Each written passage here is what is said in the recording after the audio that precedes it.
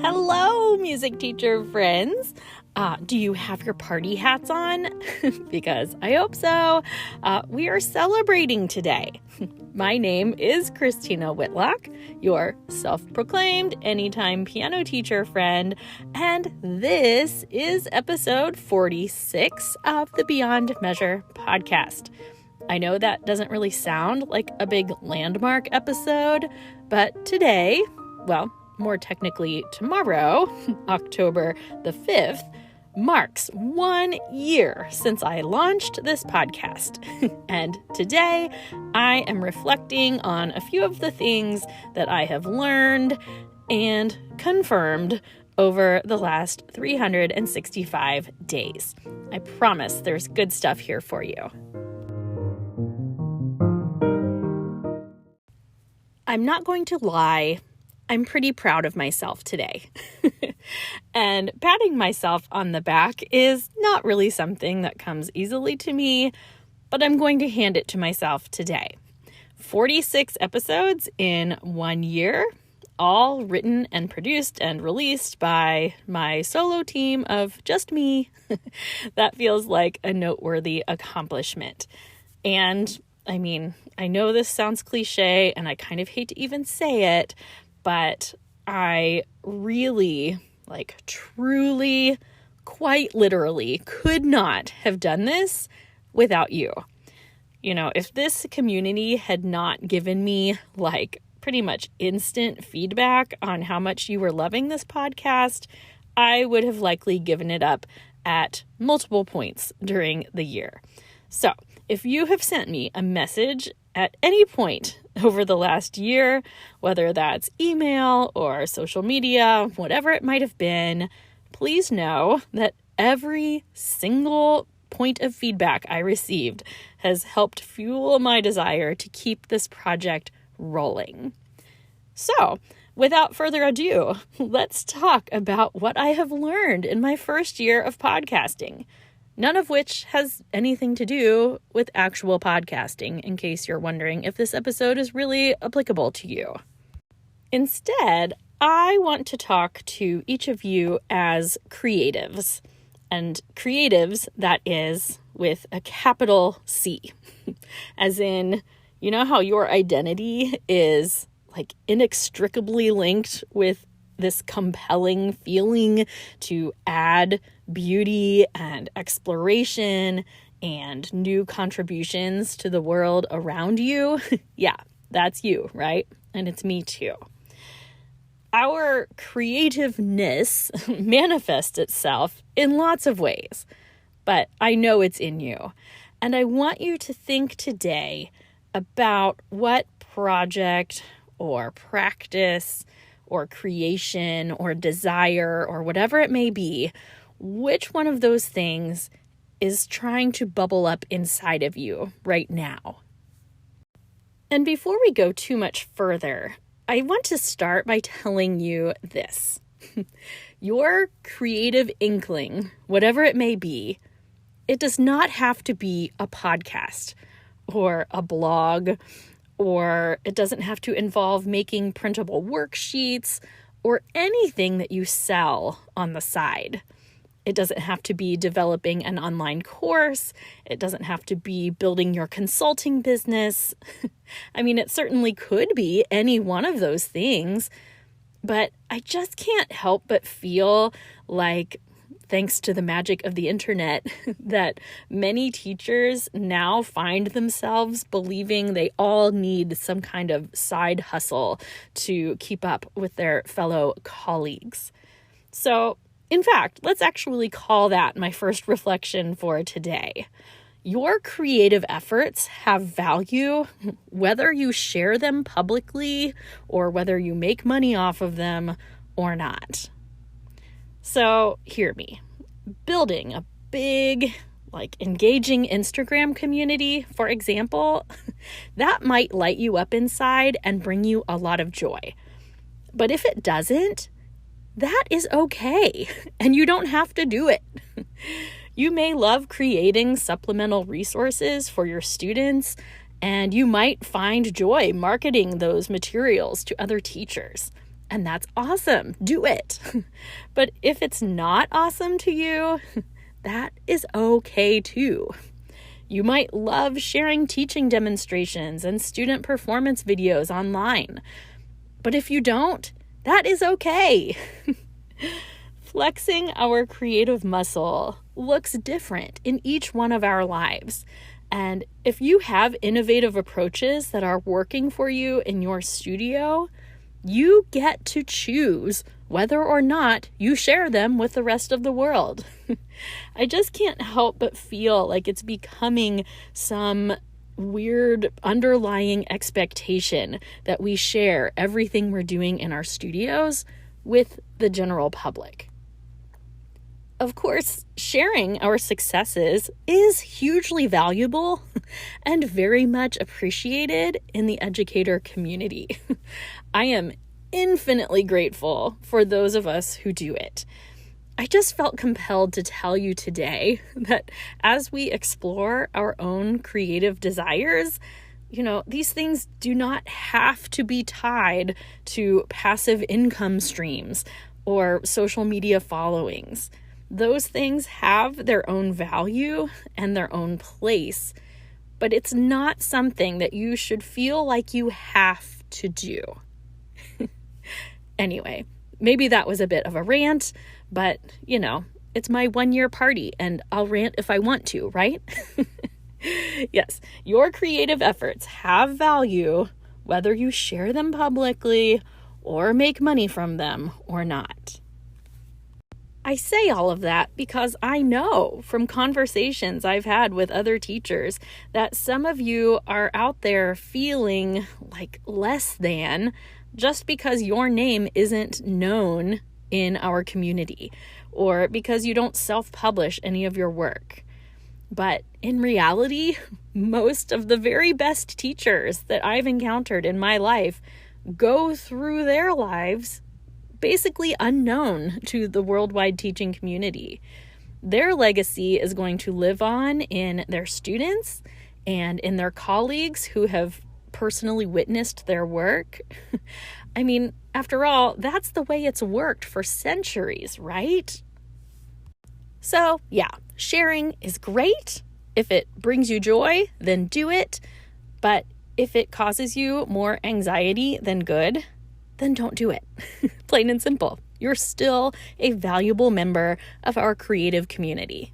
So, now that we've established all of that, let's go back to those creative ideas that we all have. Reflection number 2 for today is this: pay attention to what ideas are leaving you feel unsettled. So, this is what I mean. Is there a creative itch that you need to scratch?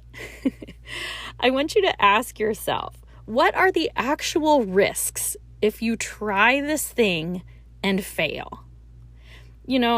Those inklings that just won't seem to let go of you, I want to encourage you to take at least one just baby step towards one of those ideas today. So maybe that's just ordering a piece of repertoire that you've always wanted to play, but you don't feel like you can learn right now. Maybe it's connecting with a local colleague to see if they just want to get together and have a joint sight reading session together, just for the fun of making music with someone else. Maybe it's just writing one paragraph or pulling an instrument out of the closet that it's been sitting in for a while. Maybe it's learning a new dance on YouTube. I don't know, maybe you grab a pen and paper and sketch a tree for 5 minutes and see how far you get on it. Interview an elderly family member for a genealogy project you want to put together. Sit down and improvise on your instrument for a few minutes.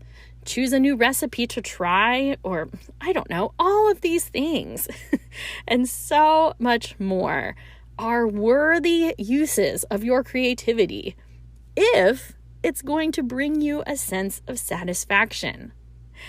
And that's why I'm proposing this as one of the lessons I've learned from launching this podcast this year, to scratch the itch, so to speak. With this podcast, I had finally come to a point after years of dreaming about it where, despite the fact that I was pretty horrified at the thought of putting my ideas out into cyberspace for all the world to hear, I just had to give it a try. Or the lingering questions of what if were going to make me lose my mind. It also helped me to note that the cost of failure was really pretty low here. I finally asked myself what, the worst case scenario was. So what if I put this out there and nobody listened to it? Would that disappointment be insurmountable? Not really. So what if people didn't resonate with my ideas? I mean, it would be temporarily embarrassing, but I knew I would get over it.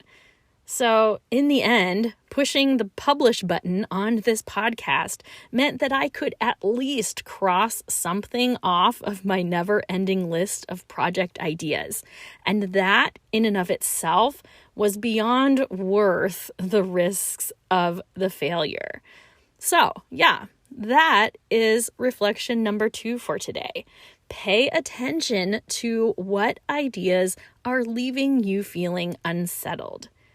Is there indeed a creative itch that you need to scratch? If you're having a hard time kind of making it happen, first take a baby step and also ask yourself, what are the actual risks if you try it and fail? That could definitely help you get your idea up and running. So now, on to reflection number 3 for today. People will make room for quality content. I'll tell you this, in my case of starting this podcast, it was so easy to feel like the podcast space was already so crowded. I mean, it is. And I know that part of my hang up for a long, long time was the thought of, why would anyone listen to me when they already have Tim and Nicola and Leela and Shelley, and then came Melissa and Ben, and that list started to go on and on and on. Well, it turns out people like what I have to say also. And it's not to the exclusion of the other podcasts, because I know that many of you listen to all of us. It's like I'm always saying, we are not in competition with one another. If anything, I feel like those other podcasters and I are in some kind of secret club because at least we better understand each other's endeavors more than anyone else does. The same could be said for any of you who are interested in composing, in blogging, in writing books, or starting up a Teachers Pay Teachers store, building a social media following. I mean, you name it. Yes, there are lots of people doing it, but that does not mean that there isn't room for you. As long as you are offering something genuine and useful and solid, I really think there's a space for you. Now, I'm going to leave you with one more reflection for today, and that is this. Feedback makes the world go round. You know that old adage, if you don't have anything nice to say, don't say anything at all? Well, I today am going to offer you the flip side. And that is that if you have something nice to say, by all means, say it. Seriously.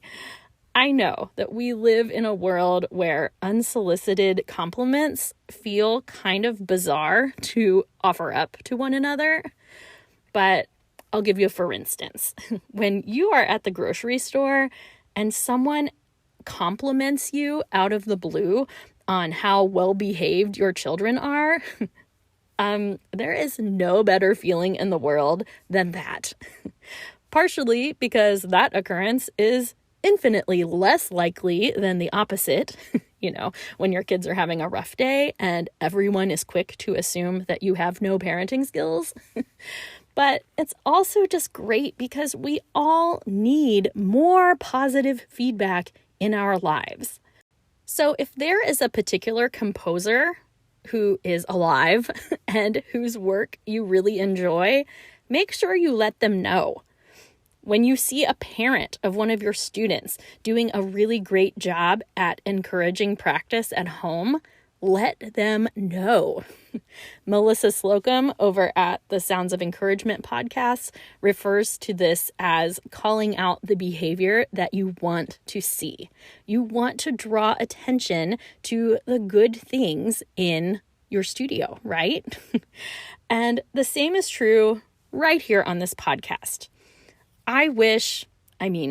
Really, really wish that I was secure enough in my humanity to just keep kicking at this podcast out there because I believed enough in my own ideas. I do believe that good work in itself is its own reward, and I really don't like being someone who looks for accolades. But I can promise you that even with what I consider to be a very successful first year of this podcast under my belt, I would say that there were still probably, 20 times that I could have walked away from this over the past year. But emails and DMs on social media and reviews and all of those things let me know that I was indeed making a difference in the lives of my listeners. And I know so many fellow creatives who put their work out there that will testify to the same thing. Positive feedback is really important if you want people to keep creating content in your profession. And so I include that on my list of reflections, not just because I'm hoping that you will drop me a note or leave me a positive review on iTunes, but because I've learned so much through this year about the importance of taking time to do that for others. You know, those who are putting ideas out into the world need to hear what is working. And you can't always assume that they know or that they have plenty of other people telling them so. Your own unique, specific gratitude really makes a difference. So I don't care if it's me or someone else, but please, in honor of my 1-year celebration here today, go find someone to thank for their contributions today. You can let them know I sent you. So, as always, that barely skims the surface of everything I would like to tell you, but the episode needs to wrap up. So, I'm still in the mood to party though.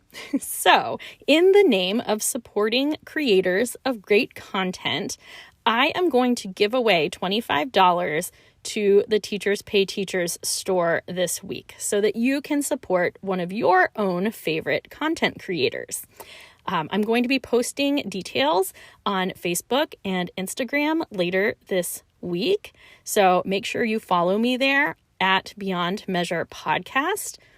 And if you don't have social media, don't worry. I just need you to send me an email. That's beyondmeasurepodcast@gmail.com. And I will send you instructions on how you can get signed up.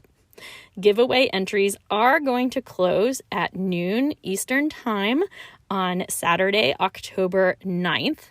That's 2021, in case you find me in the future. So, again, find me on Instagram or Facebook at Beyond Measure Podcast, or send me an email and let me know you're interested in the giveaways at beyondmeasurepodcast, all one word, at gmail.com. So, I suppose we can't wrap up 1 year of podcasts without a toast, so here we go.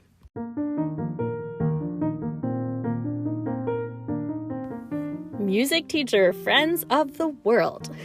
This year of podcasts has confirmed to me many things. The power of our words, the importance of connection amongst our colleagues, the impact of positive perspectives, the significance of following your gut, and the fact that we all have something to teach one another. For being part of that, I raise my celebratory glass to you. Cheers to you, my gracious, creative teacher friends. Hear, hear.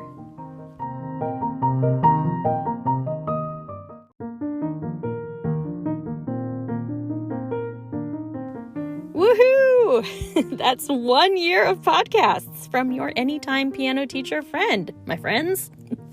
If you want to be eligible for the giveaways, make sure you're following me on Facebook and on Instagram. Look for details.